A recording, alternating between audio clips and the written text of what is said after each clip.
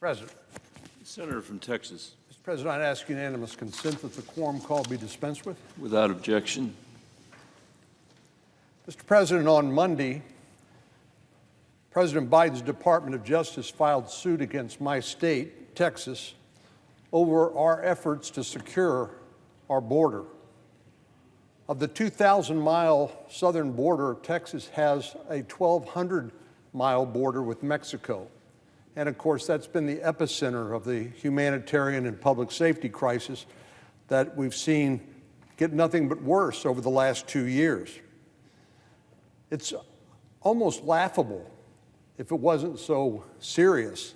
The administration filed suit over what it called humanitarian concerns, which is more than a little ironic. This is the same administration whose policies have ushered in an unprecedented humanitarian and public security crisis at the southern border. I've talked previously about the 300,000 children, unaccompanied children, who've been placed with sponsors in the interior of the United States by the Biden administration during the last 2.5 years, and the fact that the administration has lost track of at least 85,000 of those 300,000 children. When they were contacted or attempted to be contacted by the Office of Refugee Relocation and Health and Human Services, 30 days after they were placed with a sponsor, there was no answer and no follow-up by the administration. This is the same administration that turned a blind eye when countless young migrants were being exploited on American soil. The New York Times has run 2 investigative pieces pointing out that essentially the administration doesn't know where any of these 300,000 unaccompanied children are, whether they're going to school, whether they're getting their health care attended to, whether they're being recruited into gangs or sexually abused or otherwise neglected. They don't know, and apparently they don't care, because if they did care, then they would take the effort to find out and do something about it. Vice President Harris was designated as the administration's border czar during this unprecedented crisis, which has taken a devastating toll on migrants and law enforcement, border communities, and it's affected every city in the country, from New York to Washington, D.C., to Chicago. Every state, in a sense, has been affected by the border crisis and has become a border state in that sense. Vice President Harris, despite her effort to do anything to address this crisis at the border, she has had the audacity to criticize Governor Abbott's actions as, quote, inhumane, outrageous, and un-American. Of course, she can't be bothered to actually go to the border and find out what's happening there on her own. You know, there's a lot of misconceptions about the border. People who haven't been there haven't learned from themselves, from the experts, the Border Patrol, the non-governmental organizations that do their best to try to take care of these people. Vice President Harris simply hasn't bothered to learn, yet she has the audacity to criticize Governor Abbott for doing what he has to do because of the failure of the Biden administration to do its job. The unavoidable reality is we wouldn't be in this situation if it weren't for President Biden abdicating his responsibilities. This is an international border, as we all know. That, by definition, is the federal government's responsibility. But the Biden administration has simply, as I said, abdicated its responsibilities with tragic consequences. Unlike President Biden, Governor Abbott took action. His constituents, my constituents, 30 million Texans, insisted upon it. And he put measures in place to try to deter migrants from attempting the dangerous journey from their home across the border into the United States. We know, particularly now with temperatures in the triple digits, that migrants face a brutal environment, heat, dangerous waters, treacherous terrain, and sadly, many migrants do not survive the journey. Does President Biden understand that last year alone, at least 748 people died making their way across the southern border? I know he's never been to Brooks County, which is the location of one of the interior checkpoints where the coyotes will drive people up from the stash houses along the border, short of the checkpoint, tell the migrants, get out of the vehicle, and here's a gallon jug of water and maybe a candy bar, and meet me on the top side, on the north side of the border checkpoint in order to evade the interior checkpoints. Well, Brooks County had so many migrants who died under those circumstances, making that trek around the checkpoint, they didn't have the money to actually bury the bodies. And so we actually had to try to provide some additional resources to help them do that. Again, the hypocrisy of the Biden administration complaining about the state trying to do its best to deal with a vacuum when it comes to federal responsibility is absolutely ridiculous. So 748 people we know died at the trying to come across the southern border, and they're complaining about efforts to try to deter or dissuade people from making that dangerous trip in the first place. That's what the Governor Abbott's trying to do, and being criticized by the very people who are not doing their job. If the president is unhappy with the actions Texas has taken, there is a clear solution. Do your job. If the president and his administration did their job, there'd be no need for the state to use its resources and its tax dollars to do the job that the federal government should be doing. Until then, Governor Abbott has every right to use the powers available to him to keep our state safe, to protect our citizens. That's his right as an elected head of a sovereign state.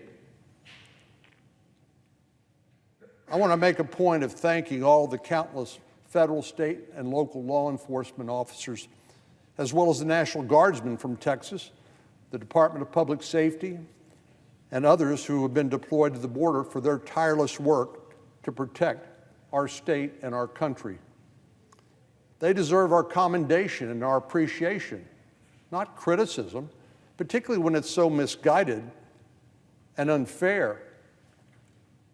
The Biden administration may not appreciate the efforts of the state of Texas, but the vast majority of us see, understand, and are grateful for everything Texas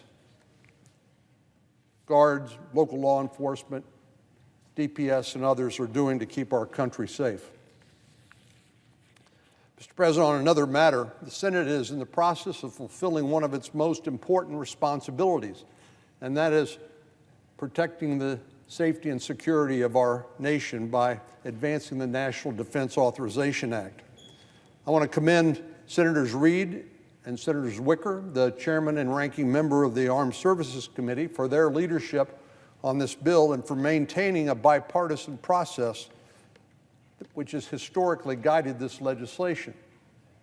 Congress has managed to overcome partisan differences to pass a defense authorization bill for each of the past 62 years. That's quite an accomplishment, and I hope we can build on that record of success again this year. Our colleagues on the Armed Services Committee compiled a strong bill, and I'm glad the Senate now has an opportunity to try to improve it further by offering and voting on various amendments. Yesterday evening, the Senate adopted a bipartisan amendment I introduced with Senator Casey, the senator from Ohio, to strengthen our ability to counter threats from China. It does this by providing greater visibility into certain investments American entities are making in China and other countries of concern. Our amendment received overwhelming bipartisan support. It passed by a vote of 91-6, which is incredibly rare these days. I want to express my gratitude to Senator Casey and all of our colleagues who worked together, particularly on the Banking Committee and others. Thank them for supporting this amendment and working with us to overcome this initial hurdle. We know when this bill goes to conference with the House of Representatives, there'll be other discussions about this topic, but it's important that we have a strong vote on this outbound investment transparency provision, because we need to know what American companies are doing to help grow the economy of our chief competitor on the planet, which is using that strong economy, by the way, to arm itself and threaten its neighbors in the region. We need to know, and this legislation will allow us to know exactly what's going on so we can consider whether other policy provisions are necessary.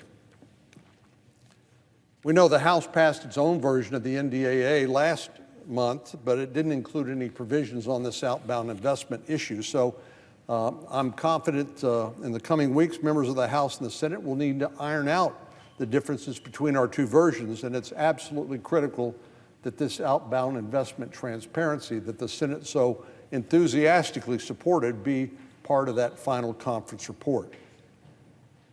We all know the Chinese Communist Party has become increasingly aggressive in its efforts to gain power and influence through intellectual property theft, forced technology transfers, predatory lending practices like the Belt and Road Initiative. China has grown its economic power and is using these same methods to pursue global military dominance. In China, there's no bright line separating the military and civilian sectors. This is part of an intentional strategy known as military-civil fusion, which promotes the development of dual-use technology. In other words, can be used in the private sector and can be used by the People's Liberation Army. In short, the Chinese Communist Party is investing its technologies that bolster both its military strength and its economic power. And unfortunately, many American entities are fueling the success of China's military-civil fusion, maybe even without knowing really what they are doing. In testimony before the Senate Intelligence Committee, an unusual open hearing, I heard some concerning figures that illustrate just how big this problem is. At the end of 2020, U.S. investments in Chinese companies had a total market value of $2.3 trillion. That's foreign investments from the United States into the People's Republic of China worth $2.3 trillion in 2020. That included $21 billion in semiconductors, $54 billion to Chinese military companies, and a whopping $221 billion in artificial intelligence. There's been a lot of discussion here in the Senate and in Washington, D.C. about what's the future of artificial intelligence. Well, American companies have been investing a lot of money in China and helping them develop their artificial intelligence capabilities. And we know this authoritarian country, under the leadership of President Xi, does not have benign intentions. We need to be very careful about exactly how much and in what sectors the American business community is investing in China when they are our number one global competitor. Intentionally or not, American companies are bankrolling the Chinese Communist Party's military rise. They're pouring huge amounts of capital into capabilities that could be used against the United States and certainly against our allies. These few data points are deeply concerning, but the truth is these are just a few pieces of the puzzle. We can't see the full picture, but we need to. Currently, there are no requirements for companies to report billion-dollar investments in Chinese companies. The full extent of U.S. investments could be much larger and more concerning, but we simply don't have the information. That's exactly why Senator Casey and I offered this amendment and why the Senate adopted it so overwhelmingly, 91-6. The strong bipartisan support for this amendment is evidence that this bill strengthens our national security without impacting the free market. We're not interested in decoupling from China, as some people have advocated, and I think Secretary Blinken and Secretary Yellen, who've used the word de-risking, is an appropriate use of that term. We're trying to de-risk our economies in our two countries, so hopefully it will never come to any open conflict. We want to make sure that we are strong enough to deter China from ever even thinking about invading Taiwan, for example.